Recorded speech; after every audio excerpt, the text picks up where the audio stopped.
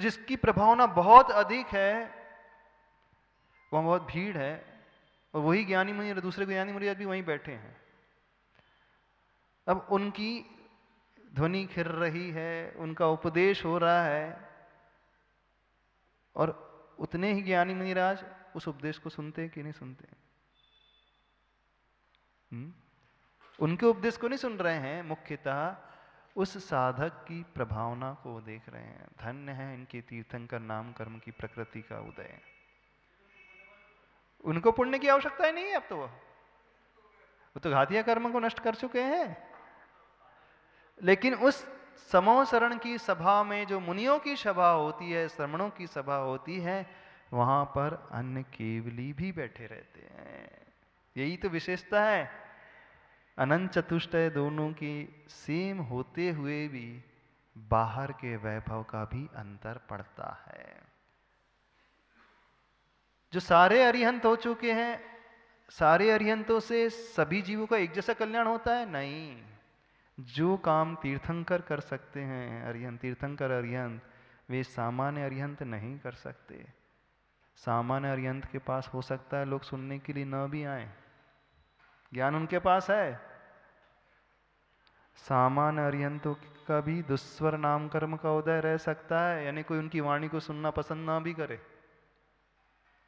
केवल ज्ञान होते हुए भी। लेकिन जो तीर्थंकर के पास होता है वो अलग ही कुछ होता है। तो इस अपेक्षा से अंतर होता है दोनों।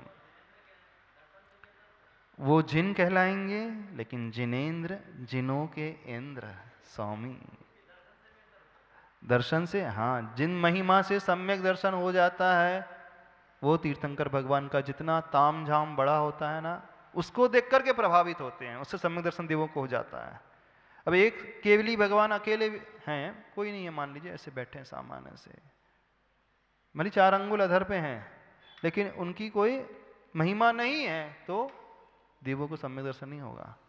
देवों के लिए सम्यक दर्शन की उत्पत्ति में जिन महिमा दर्शन आता है, एक अलग से निमित्त आता है। जिन महिमा दर्शन, धर्मोपदेश, धर्म श्रवण आता है, जाति स्मरण आता है ना, जिन बिम दर्शन आता है, जिन महिमा शब्द का प्रयोग है, यानी महिमा को देख करके सम्यक दर्शन हो जाता है। महिमा में भी बहुत प्रभाव होता है, भीड़ में चमत्कार तो होता है कि नहीं? हाँ, जहां भीड़ होती है सामान्य जनता वहीं आकृष्ट होगी। अब कोई अकेला बैठे तो सामान्य जनता को क्या पता, भले आप अपने भीतर कितनी भी क्वालिटी लेकर के बैठे रहो, बहुत ज्ञानी हो, बहुत तपस्वी हो, सामान्य जनता तो कहाँ आएगी, कैसे आएगी? भीड़ को देख करके ही आएगी, नाम को देख करके ही आएगी, तामझाम को देख करके ही आएगी कि नहीं आएगी? ये तो फैक्ट की बात है। और तामझाम इसीलिए किया जाता है, समोसरण की रचना इसलिए की जाती है, इतना वैभव इसीलिए दिखाया जाता है कि वे सारे की सारी जनता आ जाए प्रभु के चरणों में। ध्यान से सुनना, प्रभु को देख करके नहीं आते पहले पहल, वो क्या देख करके आते? अरे क्या अधर आकाश में क्या है, ये सब ये क्या है, हवा में क्या चीज है ऐसा? 20,000 सीढ़ियां प्रमाण, हाँ, 5,000 धनुष ऊपर, 20,000 हाथ, इतनी ऊपर आकाश में क्या रचना हो रही है? तो लोगों के आकर्षण का केंद्र हो जाता है कि नहीं? बिल्कुल। वो अभी भगवान को जानते नहीं, भगवान कौन होते हैं, सर्वज्ञ कौन होते हैं, तीर्थंकर कौन होते हैं, उन्हें पता ही नहीं, कुछ भी आज तक देखा ही नहीं, सुना ही नहीं। उन्होंने क्या देखा, अचानक क्या उतर करके आ गया? जैसे यूएफओ आती ना, अनआइडेंटिफाइड फ्लाइंग ऑब्जेक्ट आ जाए, कोई भी आकाश में कोई ऐसी ऑब्जेक्ट नजर आ जाए जिसको अपन ने कभी देखा नहीं हो, तो लोगों के आकर्षण का केंद्र होता है, क्या आ गया एकदम से। तो समोसरण हमेशा नहीं रहता है। चतुर्थ काल में पूरे एक कोड़ा कोड़ी सागर, 42,000 कम कर लो वर्ष, उसमें मात्र 24 ही तीर्थंकर होते हैं। आदिनाथ भगवान को जब केवल ज्ञान हुआ, वो आदिनाथ भगवान पहले तीर्थंकर, दूसरे तीर्थंकर कौन से? अजितनाथ भगवान। तो आदिनाथ भगवान से अजितनाथ भगवान में कितना गैप था जानते हो? कोई बता सकता कितना अंतर था? पहले तीर्थंकर से दूसरे तीर्थंकर के बीच में कितना अंतर पता है किसी को? कितने साल के बाद अजितनाथ भगवान हुए? नहीं पता? आधा चौथा काल बीत गया पूरा, 50% टाइम बीत गया। एक कोड़ा कोड़ी सागर का चतुर्थ काल होता है, 42,000 वर्ष माइनस कर दो, तो उनके निर्वाण होने के पश्चात जब 50 लाख कोड़ी सागर समय व्यतीत हो गया, यानी 50% जो चतुर्थ काल का समय व्यतीत गया, तब दूसरे नंबर के तीर्थंकर हुए। यानी इतने लंबे टाइम पीरियड में कोई भी तीर्थंकर हुए नहीं। जब तीर्थंकर नहीं हुए तो समोसरण भी लगा नहीं। तो समर लोगों ने सिर्फ शास्त्रों में पढ़ा होगा, मुनियों से सुना होगा, लेकिन होता क्या है साक्षात देखा ही नहीं। तो बहुत विरला अवसर मिलता है समोसरण को देखने का। तो जैसे ही समोसरण की रचना आकाश में नजर आने लगी तो लोगों के मन में आकर्षण का केंद्र पैदा हो गया, क्या है भाई? तो उस महिमा को देख करके आकृष्ट होते हैं। मुनि महाराज का विहार हो रहा है सामान्य से, और बैंड बाजे के साथ, लाव लश्कर के साथ हजारों जनता की संख्या में जनता चल रही है। जैसे आचार्य भगवान जब आपका प्रवेश होता है बैंड बाजे के साथ हजारों की संख्या में, तो क्या जैन क्या अजैन, सबके मन में क्यूरियोसिटी पैदा हो जाती नहीं, कौन आ रहा है भाई? सब लोग देखने लगते हैं कौन आ रहा है, पूछने लगते हैं, चर्चा करने लगते हैं। कब उनके मन में बात आती है? जब इतने बैंड बाजे को देखते हैं, इतनी प्रभावना को देखते हैं, इतने लाव लश्कर को देखते हैं, और एक सामान्य से मुनिराज, दो मुनिराज चुपचाप आ जाए दो लोगों के साथ विहार करते हुए गांव में आ जाए, तो क्या होगा? सामान्य जनता को पता चलेगा। एक ढोल बज रही है धीरे धीरे, पता चल देगा? पता ही नहीं चलेगा कौन आया कौन चला गया, पता ही नहीं चलता। तो पहला जो इंप्रेशन होता है वो किससे होता है? कहा जाता है ना, first impression is the last impression. पहले इंप्रेशन का बहुत महत्व होता है। प्रथम दर्शन का महत्व भी होता है कि नहीं होता?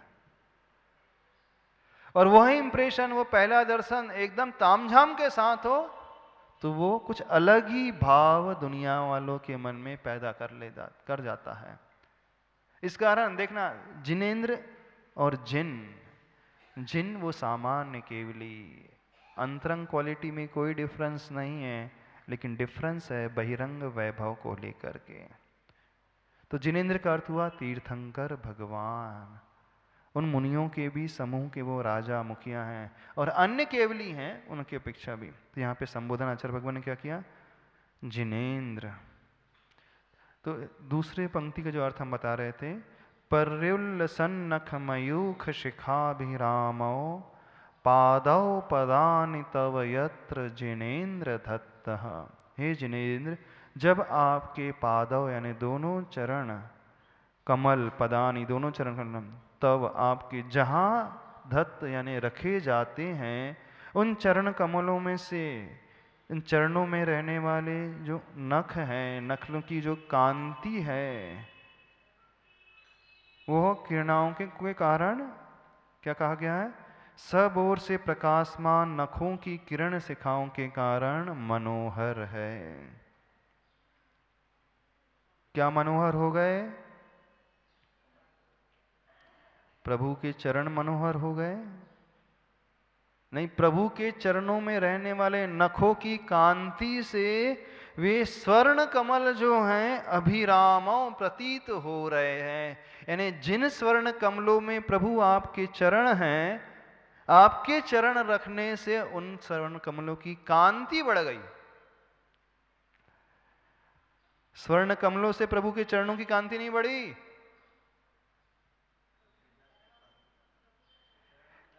कमलों से प्रभु के चरणों की शोभा नहीं, चरणों से प्रभु के चरणों से स्वर्ण कमलों की शोभा बढ़ गई। ये भावों में नहीं कह रहे हैं, द्रव्य में भी हो रहा है। यानी प्रभु के चरणों में रहने वाले जो नख हैं, वो इतने ज़्यादा प्रकाश पुंज को लिए हुए हैं, कांति वाले हैं, चमक को लिए हुए हैं कि जिन चरणों में, जिन कमलों में प्रभु के चरण हैं, उन चरणों से निकलने वाले नखों की जो शाइनिंग निकल रही है, वो शाइनिंग जो है और ज़्यादा रिफ्लेक्ट होकर के चारों तरफ फैल रही है और कमल जो स्पष्ट रूप से नजर आने लगे। मान लीजिए यहाँ लाइट जल रही है, ठीक है, एक बल्ब जल रहा है और एक सोने का कमल रख दिया गया। अब उस बल्ब का जो प्रकाश है उस स्वर्ण के कमल पर पड़ रहा है, और भी कमल रखे गए हैं लेकिन बहुत दूर दूर रखे गए हैं, उन पर जो है उस बल्ब का प्रकाश नहीं पड़ रहा है। तो सबसे ज्यादा सोने का कमल कौन सा चमकेगा? जिस पर फोकस पड़ रहा है वही सबसे ज्यादा चमकेगा। अन्य भी कमल हैं लेकिन वो क्यों नहीं चमक रहे हैं? क्योंकि उन पर फोकस ही नहीं पड़ रहा है। बात समझ में आ रही है? नहीं समझ में आ रही? क्या समझ में आया? कि प्रभु के चरणों के नखों की कांति से स्वर्ण कमलों की कांति जो है अभिरामो मनोहर हो गई है।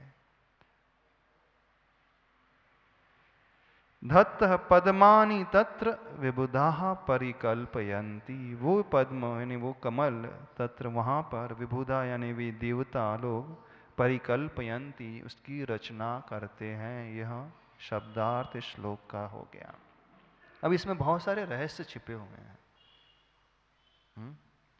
एक रहस्य तो महापुरुषों की संगति से हमारा प्रभाव बढ़ता चला है। जैसे प्रभु के चरणों के नख से निकलने वाली कांति से स्वर्ण का प्रभाव ज़्यादा बढ़ गया। ये सबसे ज़्यादा प्रभावशाली होता है। इस कारण हमेशा कहा जाता है जब जब हम महापुरुषों की संगति करने लगते हैं तो हम भी अपने आप में बड़े होते चले जाते हैं। अब विद्वान बैठा हुआ एक, अब उस विद्वान के इर्द गिर्द दो व्यक्ति बैठे उनसे चर्चा कर रहे हैं। कोई तीसरा व्यक्ति आकर के देखता है, वो उन महापुरुष विद्वान को जानता है कि बहुत बड़े पहुंचे हुए हैं व्यक्ति हैं, और वो चर्चा सामान्य व्यक्ति से कर रहे थे। अब लोग क्या समझने लगेंगे? जरूरी उस लेवल का होगा। आप आचार्य भगवान के दर्शन करने जाएं, भीड़ जा रही है और आचार्य भगवान एक व्यक्ति से चर्चा कर रहे हैं, ठीक है, सारी भीड़ क्या सोचने लगेगी? विशेष व्यक्ति है कुछ ये। हाँ, आचार्य भगवान उन्हें समय दे रहे हैं, चर्चा कर रहे हैं, कुछ पूछ रहे हैं, लेकिन चर्चा कोई विशेष नहीं चली। कोई तत्व की चर्चा नहीं चल रही है, शास्त्र की चर्चा, सिद्धांत की चर्चा नहीं चल रही है, सामान्य चर्चा चल रही है। अब सब क्या सोचने लगे? दूर से देख रहे हैं दर्शन करने आए वाले, कोई प्रभावशाली व्यक्ति है, लगता तो ऐसी है। अब उसके भीतर कुछ भी गुण पैदा नहीं हुए, सामान्य ही है। बस अंतर क्या आ गया? महापुरुषों की संगति लेने का अंतर। तो मूर्ख भी जब विद्वानों का आश्रय ले लेता है तो विद्वान की भांति उसकी भी पूजा होने लगती है। कल शरद पूर्णिमा का पर्व था, है ना? आचार्य भगवान के उस महोत्सव को अपन सभी मना रहे थे। कल कुछ बड़े बड़े लोग आए थे, ठीक है। अब उनके साथ कई छोटे में भी आ गए होंगे, आ गए होंगे। अब आप सिर्फ बड़े व्यक्ति का ही सम्मान नहीं करते, कलेक्टर का ही सम्मान नहीं कर रहे थे, अथवा सॉलिसिटर जनरल के नहीं कर रहे थे। अब उनके साथ जो जो आए, भैया कोई आइए भैया आप भी श्रीफल चढ़ाइए, हो सकता है उनका ड्राइवर भी क्यों ना हो, वो स्टेज पे आ गया, क्यों ला लिया आपने उनको? अब हम आपसे पूछना चाह रहे हैं, क्यों स्टेज पर लेकर के आ गए उनको, क्यों उनका सम्मान करने लगे थे? जबकि वो एबीसीडी नहीं जानता, ना उसके भीतर क्वालिटी है, ना उसके भीतर ज्ञान है, ना तप है, ना कोई दान देने की क्षमता है, कुछ भी नहीं है, पढ़ा लिखा भी नहीं है, सामान्य व्यक्ति है। अब सारी भीड़ जो है उस कलेक्टर के साथ उन व्यक्तियों को भी देखने लगी, कुछ ओहदे वाले होंगे, बड़ी पोस्ट वाले होंगे, अपने कुछ स्टेटस मेंटेन करके रखते होंगे, लेकिन था वो सामान्य। बस ऐसे ही यदि हमें विशेष बनना है, हाँ, यदि हम चाहते हैं कि हम भी पूजे जाएं, दुनिया हमें विशेष रूप से माने, कुछ मत करो, बस विशेष पुरुषों की संगति में रहने लगो, उनके इर्द गिर्द आने जाने लगो, अपने आप भी वैसी ही पूज्यता पाते चले जाओगे। आपको कुछ भी नहीं समझ में आता हो, कुछ भी बुद्धि ना हो, कुछ भी ज्ञान ना हो, कुछ भी सामर्थ्य ना हो, न शारीरिक सामर्थ्य हो, न मानसिक सामर्थ्य हो, न आर्थिक सामर्थ्य हो,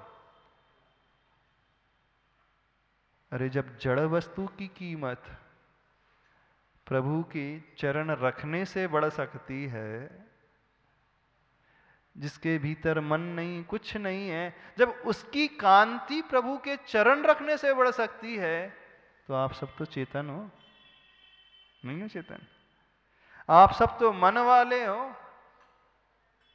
तो एक बात कहना है, भले ही हमें कुछ ना आता हो, कुछ समझ में भी ना आता हो, भले ही पूजा करना ना आता हो, भले ही श्लोक पढ़ना ना आता हो, भले ही मंत्र पढ़ना ना आता हो, भले ही शास्त्र नहीं पढ़ सकते शास्त्र की पंक्तियों को, बस प्रभु के निकट आते चले जाओगे तो अपने आप सम्मानित होते चले जाओगे। अब कमल ने क्या किया? कमल ने कुछ नहीं किया, जो किया प्रभु के चरणों ने किया। हम कमल की बात करें तो आप कमल नाम के व्यक्ति को देखने लगे। हाँ। हम उस स्वर्ण कमल की बात कर रहे हैं, जिस स्वर्ण कमल के ऊपर प्रभु के चरण रखे गए। उस स्वर्ण कमल ने क्या किया? बोले कुछ नहीं किया। किया? कुछ नहीं किया। जो कुछ भी किया प्रभु ने किया, प्रभु के चरणों ने किया। कार्य वो करते हैं, सम्मानित कमल हो रहा। साधना वो कर रहे हैं, लाभ कमल को मिल रहा है, नहीं मिल रहा है। बस ये ही सबसे बड़ा सिद्धांत है, सबसे बड़ा रहस्य है। यदि हम ऊपर उठना चाहते हैं, यदि हम कुछ पाना चाहते हैं, सामर्थ्य न होते हुए भी यदि हम बड़ों का आश्रय ले लेंगे ना, तो बड़ों का आश्रय लेते ही हमारा भी कल्याण अपने आप होता चला जाएगा। हम कुछ ना भी करें तो हो जाएगा, एक ना एक दिन अपने आप हम उस योग्यता को पा जाएंगे, उस सामर्थ्य को पा जाएंगे जो आज नहीं है, प्रकट नहीं हो पा रही है। क्योंकि सामर्थ्य सबके भीतर है, लेकिन सबकी दबी हुई है, छिपी हुई है, ढकी हुई है। और जैसे ही बड़े पुरुषों का, महापुरुषों का सानिध्य मिलता है, जो छिपी हुई सामर्थ्य है वो स्पष्ट रूप से निखर करके, प्रकट होकर के सामने आ जाती है। इसलिए सबसे कह रहे हैं, जीवन में हमेशा संगति जो है महापुरुषों की अवश्य करना चाहिए, तब कहीं जाकर के हम सबका विकास हो पाएगा, अन्यथा विकास नहीं हो पाएगा। भले आज आपको लगता है कि हम कुछ नहीं कर सकते, चिंता नहीं करना। आपको लगता है मैं पढ़ना भी नहीं आता शास्त्र, चिंता मत कर लेना। आपको लगता है मैं पूजा भी ढंग से करना नहीं आता है, जाप देना भी नहीं आता है, मंत्र पढ़ना नहीं आता है, कोई आवश्यकता नहीं चिंता की, टेंशन लेने की आवश्यकता ही नहीं। बस आते चले जाओ, जुड़ते चले जाओ, एक दिन अपने आप ऊपर उठते चले जाओगे। आपने प्रत्यक्ष में उदाहरण देखा भी होगा ना, आचार्य भगवान जैसे महापुरुष से आप जुड़ते चले गए। आप लोगों ने कुछ किया? क्यों बताऊं? कुछ किया आप लोगों ने? कैसे बढ़ गए आगे? कैसे बढ़ गए? हाँ, तो वो चुंबक की भांति है, लोहे को कुछ नहीं करना पड़ता है, चुंबक की इतनी शक्ति है कि अपने आप लोहे को वो खींच लेता है। बस खींचता तब है जब उसकी रेंज में आएंगे, रेंज से दूर रहेंगे तो नहीं खींच पाएगा। दूसरी बात, खींचता कब है?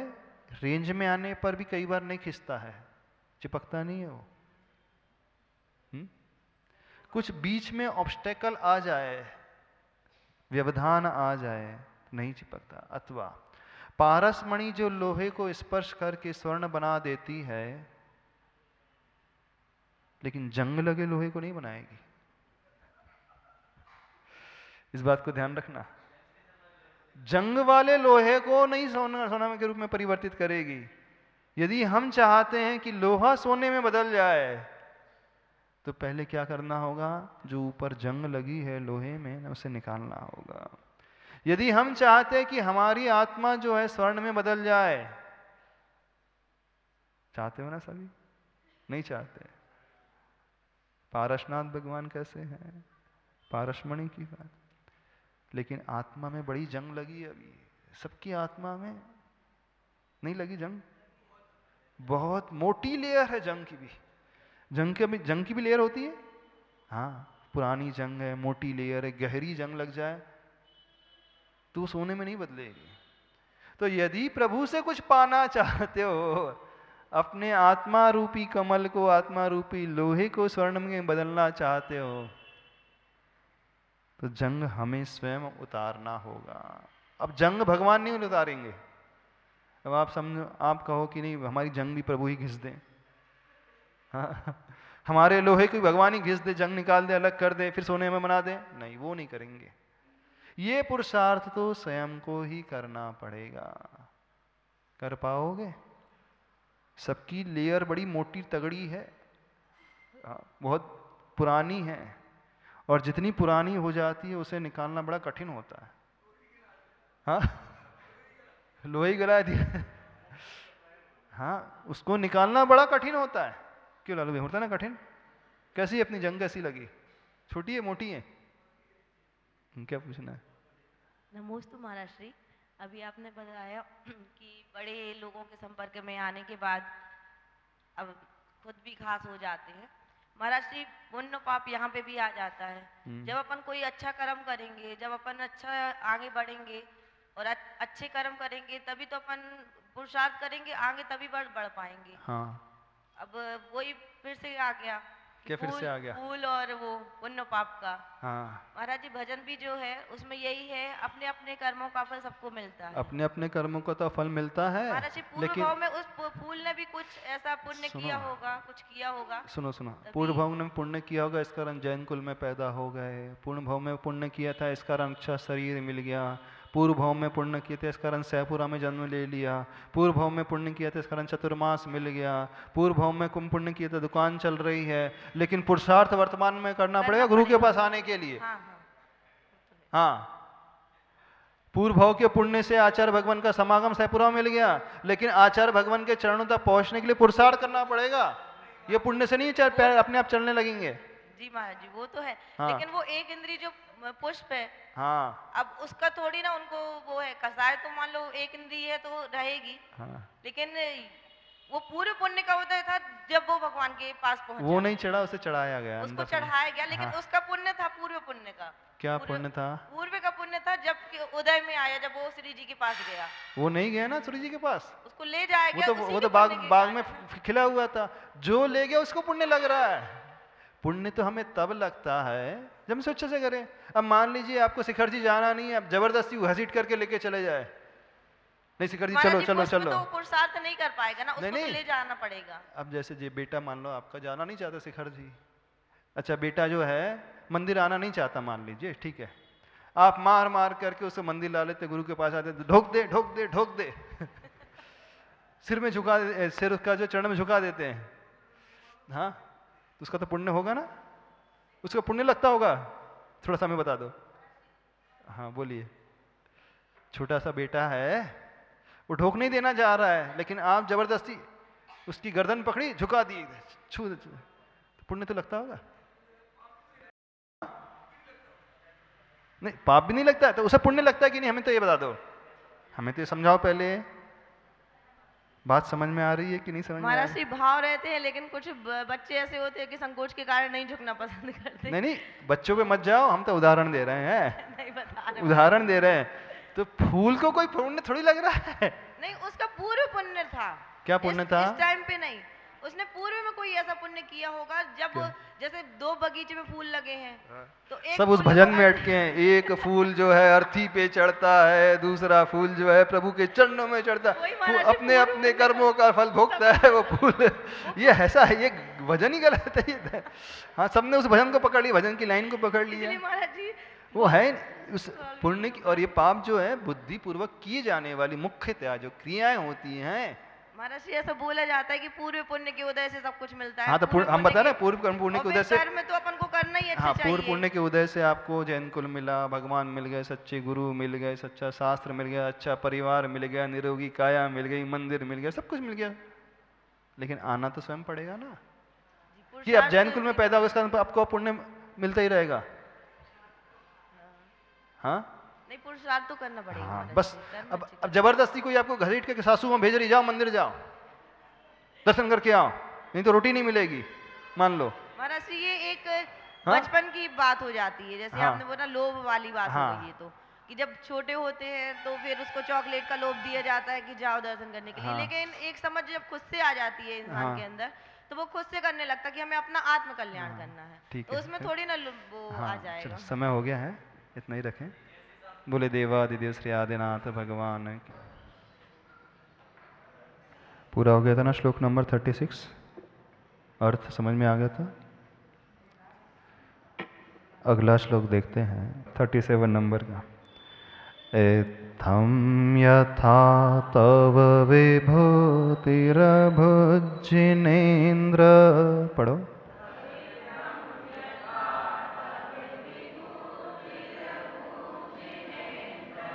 इत्थम नहीं है, दीर्घ इकार नहीं है, ह्रस्व इकार है। इत्थम है, इत्थम, इत्थम नहीं है। बहुत सारे लोग इत्थम यानी दीर्घ ई की मात्रा जो आ जाती है, इत्थम यथा ऐसा पढ़ रहे हैं, ऐसा नहीं। इत्थम यथा तव विभूतिरभुज्जिनेन्द्र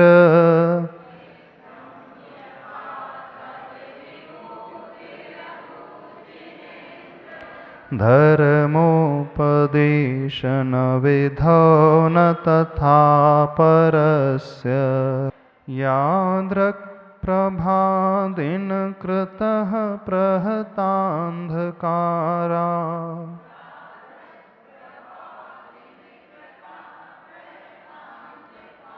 तादृक् कुतो ग्रहगणस्य विकाशिनोऽपि।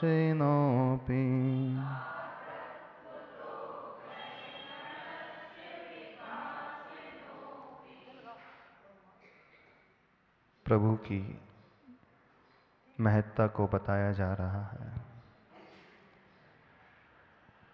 जैसे प्रभु है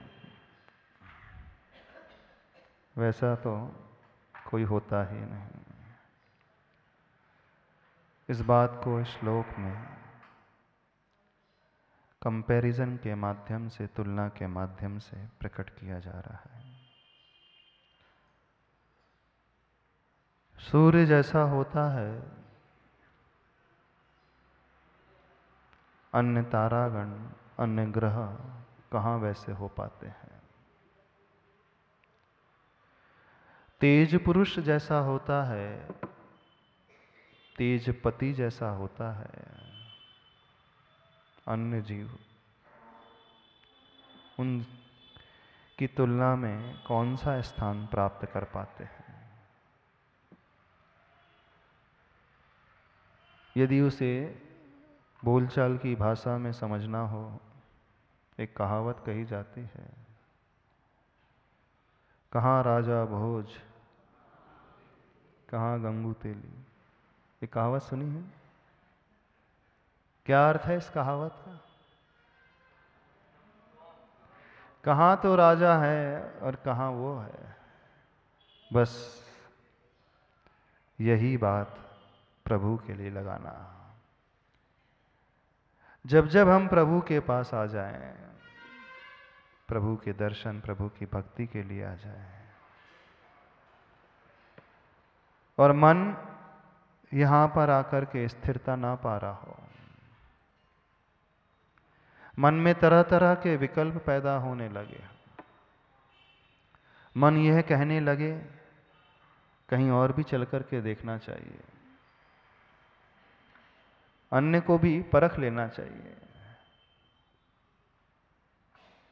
शायद उनमें भी कुछ हमें मिल जाए, ये विचार आने लगे। तब आचार्य भगवान कह रहे हैं, कहाँ तो सूर्य है और कहाँ भी अन्य छोटे छोटे छोटे मोटे से ग्रह हैं। सूर्य के आगे अन्य ग्रहों की कोई उपमा ही नहीं होती, कोई तुलना ही नहीं होती है। सूर्य के आगे अन्य ताराओं की क्या कीमत होती है। वह अस्तित्व तो रखता है, लेकिन उसका अस्तित्व होना अथवा ना होना लगभग एक जैसा ही होता है। जब प्रभु हमें इस प्रकार से नजर आने लगे, इस प्रकार से दिखने लगे, तो हमारी भक्ति जो है चरम अवस्था को लिए हुई होगी। हमारी भक्ति में जो विशुद्धि पैदा होगी वो अद्भुत पैदा हो जाएगी। जबरदस्ती ये बात नहीं कही जा रही है। स्वेच्छा से और अंतरंग से हमें प्रभु इस रूप में नजर आने लगे, तब कहीं जाकर के वो विशुद्धि की भावना पैदा हो। यानी प्रभु के आगे सारे जीव नगण्य हैं, उनकी कोई कीमत ही ना हो। कुछ इस प्रकार के भाव, इस प्रकार की विभूति के भाव इस श्लोक में आचार्य परमानंद स्वामी जी रख रहे हैं। जब तक विभूति हमें इस प्रकार से नजर नहीं आएगी, तब तक हमारा भी कल्याण नहीं हो पाएगा। हमारा कल्याण हो जाए इस कारण हम उन्हें उस विभूति के रूप में देखें, ऐसा नहीं कहा जा रहा। वो विभूतिवान हैं इसलिए उन्हें ऐसा देखना है, इस प्रकार से कहा जा रहा है। वो वास्तव में उस रूप को लिए हुए हैं, वो वास्तव में बहुत ऊंचे हैं, बहुत महान हैं। कुछ लोगों पर महानता थोप दी जाती है, कुछ लोग महान होते हैं। थोपी हुई महानता अंदर से नहीं होती है, वो जबरदस्ती की होती है, फोर्सफुली होती है। लेकिन यहां पर थोपने की बात नहीं चल रही है, यहां तो रियलिटी की बात चल रही है कि हे प्रभु, हे आदिनाथ भगवान, आप वैसे ही बहुत ऊंचे हैं, स्वयं से अपने आप में इतनी विभूति को लिए हुए हैं, आप इतने महानता को लिए हुए हैं, आप इतने ऊंचे स्थान पर पहुंच गए हैं कि जिसके बारे में कोई सोच भी नहीं पाता है। ऐसा आपका रूप, ऐसा आपका स्वरूप, ऐसी आपकी विभूति, ऐसी आपकी महिमा, ऐसा आपका सब कुछ,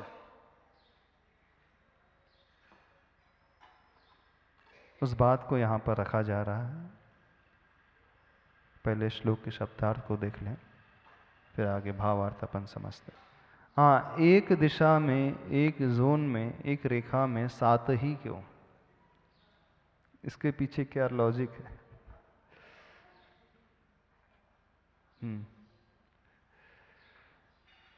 7 का महत्व। शादी में कितने फेरे लगाए थे आप? क्यों? चलो हम आपसे पूछते, जो आपने अनुभूत किया है, 7 ही फेरे क्यों लगाए थे? हाँ, बताओ हमें क्यों? पूछना चाह रहे हैं आप लोगों से, 7 ही क्यों लगाते हो? 7 जन्म का साथ है, इस कारण 7 उसमें आपने नियम लिए थे, वचन लिए थे, वचन दिए थे। क्या है उद्देश्य? यानी उद्देश्य नहीं पूछ रहे, इसके पीछे का तर्क क्या है, ये हम पूछना चाह रहे हैं। हाँ, जो बड़े बुजुर्ग हैं जिन्होंने स्वयं भी की एक और कई भी शादियां कराई होंगी, रही बात एक एक दिशाओं में यथवैकिक रेखाओं में साथ साथ ही कमल की रचना होती है, क्यों होती है? अब इसके पीछे जो लॉजिक है अभी हमें भी पढ़ने में नहीं आया है। सही बता रहे हैं। अब मान लो यदि वो 11 पुष्प की रचना कर देते सौधर्मेंद्र, तो भी प्रश्न उठ जाता कि 11 ही क्यों?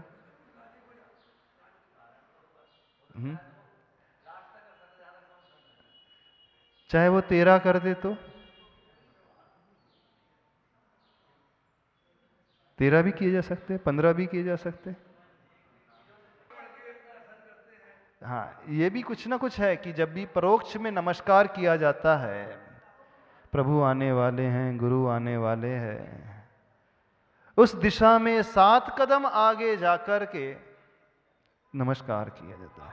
जब भरत चक्रवर्ती को पता चला कि आदि प्रभु को केवल ज्ञान हो गया, वह सिंहासन से उठ करके खड़ा होता है। जिस दिशा में प्रभु को केवल ज्ञान हुआ था उस दिशा में 7 कदम आगे बढ़ा करके बाकायदा वह नमस्कार करता है।